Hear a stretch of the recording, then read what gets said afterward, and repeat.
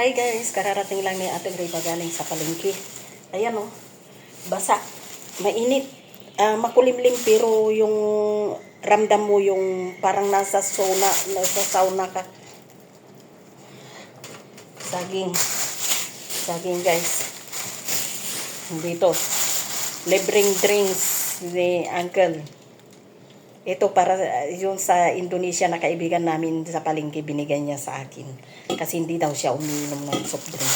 Yan, iniinom natin pag fill na drinks. Mga gulay. Yung iba nakabalot-balot na. Nabalot-balot na nabili ni Uncle. Yung maliliit na ano guys, ito yung sinasabi ko na ano, hindi ito sitaw, munggo. Yung isda natin, $10. Pinaano ko na lang, alis ko na kay Uncle. Ginagawang sabaw. Pipino. Ito yung pipino. May palibre pa na ano kay si Uncle Ricardo. Ito, libre na lang daw to. Pag binili ko sa ibang shop ito, nasa $1, $1.50. Libre lang daw ito. Sabi na Uncle, makakalibre. Ito yung water cress na linuluto ko ng sabaw. Bumili tayo dahil kulang yung isa. Kaya pag isang pakete, yung alaga ko lang kakain. Ito, mixed chili, green, red, at saka, ayan, may kalamansi. Ito, $1. Tapos ito, tag-iisang dolyar naman itong ano na to, mushroom. Lalagay ko sa sabaw ng amo kong babae. Alam mo kung magkano na to guys, $2. Depende kasi sa gulay din. Kasi kung mataas din ang kuha ni Uncle, mag high price din siya. Ito yung ano, Korean spinach.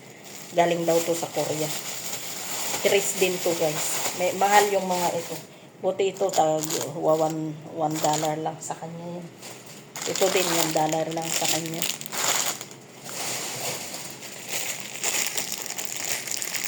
Ito, dos. Siyempre, hindi nawawala. May hindi nawawala dito. Tawanan nila ako pag sinabi ko pagkain ng kabayo ho yan. Hindi nawawala yung karot. May mansanas pa yung kabayo namin. Sabi niya, kinuhaan ko nung nag-grocery kami yan.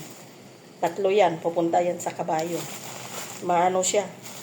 Pag nagamit na niya yung kabayo, bibigyan niya ng treat. Pati yung mga hindi niya nagagamit, pero kalaunan, noon pa, ginagamit na niya yung mga yun, yung sinasakayan na niya. Magaling mga bayo yung alaga ko.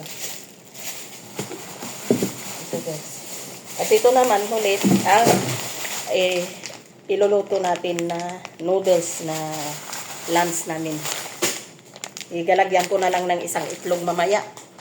At magprito na lang ako ng chicken stick. So, yung aking para sa manok guys na ginagamit ko. Chicken mix din. Yan lang. Yan. Pagod. Mainit. Kaya inom ko na yung kape doon sa palengke. Guys. Luto ko ng lunch namin ng alaga ko. Marami pang gagawin si Ating Riva. Salamat sa inyong suporta. God bless you all.